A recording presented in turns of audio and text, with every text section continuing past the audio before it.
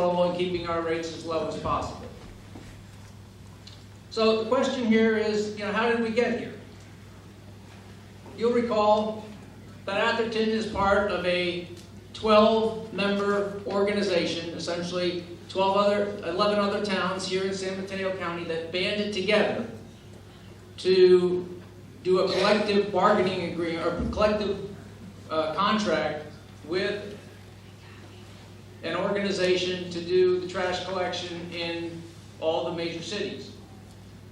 This was done over a multi-year period of time, primarily through 2008 through 2010, where a contract was signed. There was initial discussions with the council at public meetings where the rates were discussed and conjured. In October '09, there was even a discussion that the rates that could be seen by the town through this contract could be upwards of 48%. In December 2010, the council adopted a series of rates that brought in a 59% or recommended a 59% rate hike for the primary 32-gallon suite of carts. And from that, a rate hearing was commenced in February.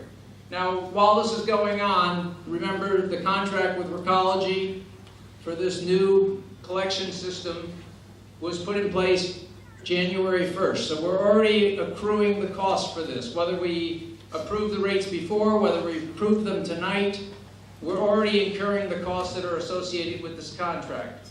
In February, we went ahead and met in this very pavilion, and we had a discussion with regards to some things we were going to take on and research. We listened to the feedback from the public. In March, we approved then a 38% rate hike. At the end of the month, on the 28th of March, a letter was sent to all residents identifying not to exceed numbers, which were very similar to the December rates of 59%. So, now you may note on the previous chart that the rates were different than the March rates, but again, they were near the 58%. Okay, so what have we done since the February meeting, since many of you were here at that time? Well, we spent a lot of time with Recology and the SBWMA to understand what are the cost drivers associated with our contract. Why have our costs gone up so much? And one of the things we found is the methodology that Recology is using in their contract differs substantially than the methodology that Allied was using. Allied looked at route days. Recology has a different methodology. As many of you have seen their trucks, they're automated, and their time is measured in hours on a route. Okay? Secondly, organics. Organics are the things that go in your green waste. These are the primary driver, one of the key drivers in why our route hours are going up. Higher organics on a route result in multiple trips to the transfer station, causing additional man hours, causing additional truck wear and tear, etc. And that's one of the key reasons that we're experiencing some rates. And organics with food scraps require that the organics are picked up every week, as we discussed in February.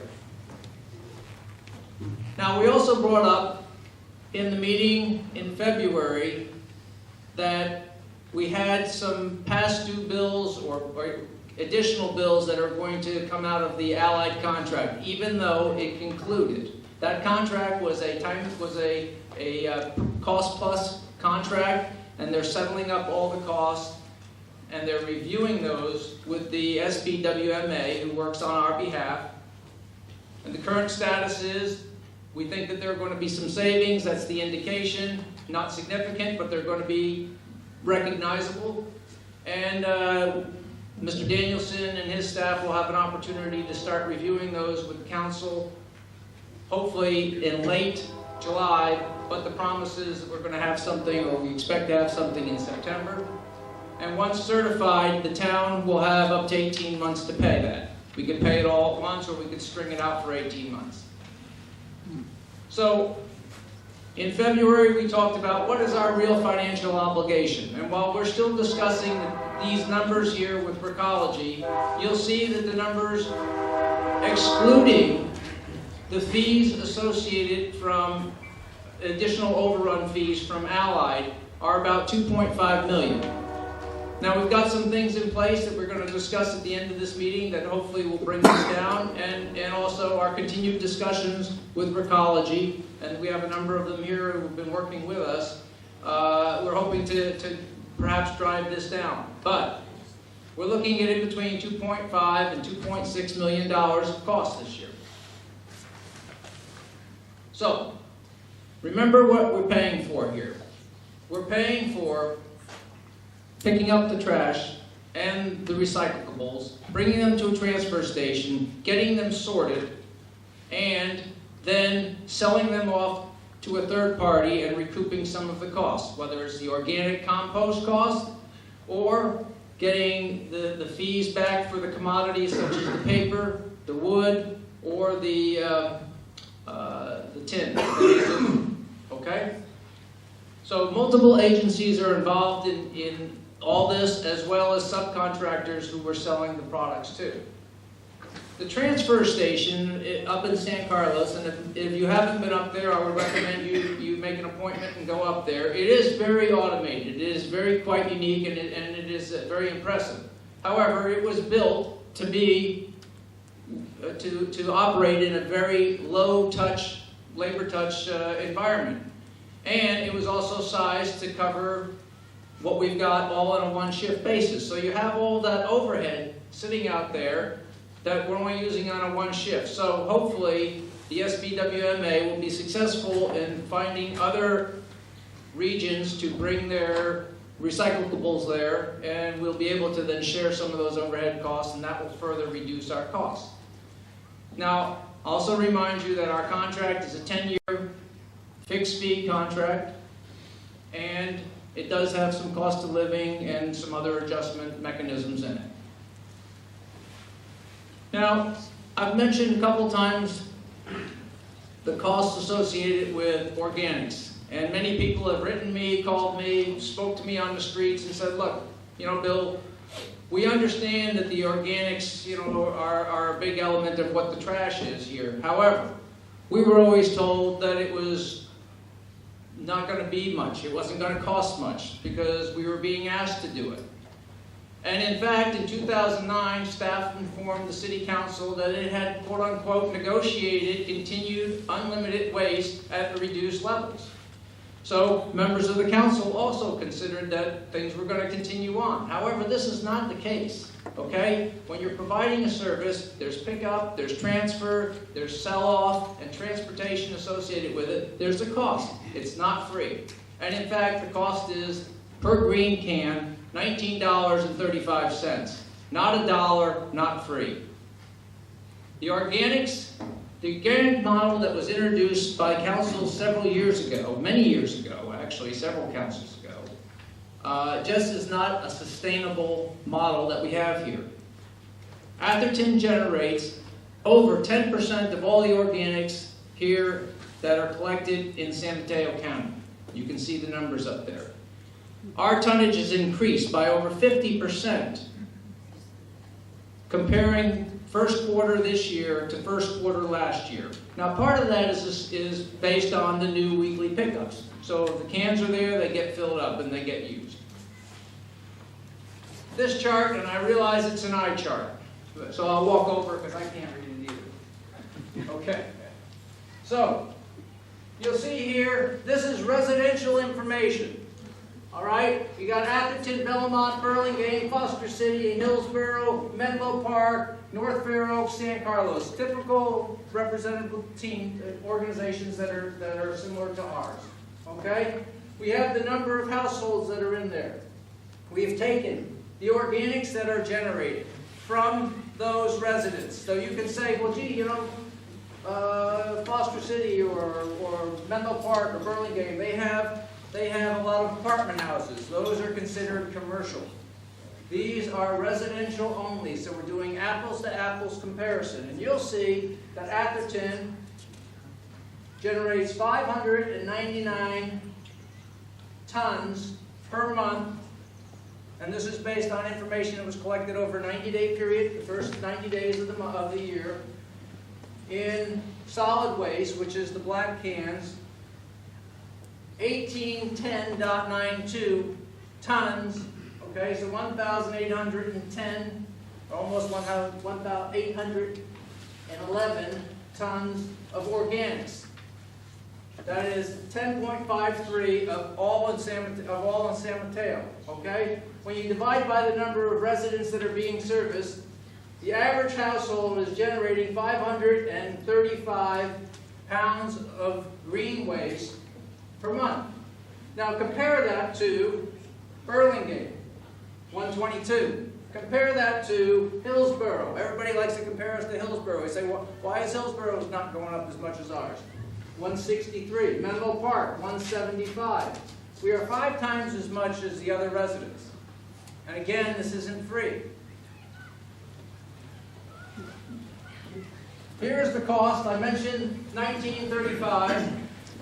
And so you'll see the processing cost is broken out. It's got driver costs, it's got cost for the card, etc. And there's a profit and a franchise fee for the damage to our roads, so we can repair that. And it comes out to be $19.35 versus the bill that currently you're seeing is $1 for having the green card. Excuse me? Would you pardon me, Mr. Vice Mayor, for just a minute? Yeah, sure. Is Mrs. Bandera or Mr. Eldridge here? From 175 Alta Vista, your Jaguars out here, we need you to move your car, please, so someone can get out. Thank you. Apologize. That's okay, no problem. That was a good stopping point. Because now we're transitioning. Okay, so we've given you some facts. These are some of the things that were answering the questions that were brought up here in this very pavilion just several months ago. Okay, so we're trying to give you an understanding of why the rates are what they are and why the rates are a little bit higher than what you're reading from, say, the other towns. Okay? So, the next phase of the hearing is to discuss or review the protest letters. And to date, as I understand, unless something changed in this meeting, we've received 19 letters. Now, the way that the protest is that we've got less than half of the residents, substantially less than half of the residents protesting, and so that does not constitute a majority. And so as a result, the council may move ahead with the rate increase up to and including the notice rates that were sent out on the 28th of March. Should the council decide that those rates are not sufficient, the council can decide that they want to go with new rates. Then we'd have to schedule another meeting, send out another notification, etc., etc. So that's the options that we have. So here we are looking at the rates. The rates that were sent out in the notification are the upper band of what the council can choose to adopt and send forward. The council can implement lower rates should the council choose to. The only thing the council may not do, and you may recall from the March meeting, some of the numbers that came out had a different number for the 20-gallon can, and due to a clerical error when we sent out the note, the 20-gallon cans were pegged at $20 a month for the suite of cans, and as such we're bound by that unless we choose to go through this process again. So we can approve any of the rates up to and including, but we have to stick with the 20-gallon can number. If the rates are approved tonight, and then again voted on in the next June meeting, then they will become effective the 15th of July. Now, I'm going to run you through some rates very quickly because I know there are a lot of people here and we have other business to attend to. But I want to point out for those of you who have looked at this before, and you may even have brought your old notes, some of the rate studies that were done had numbers that were different than the number of residents that we have and the number of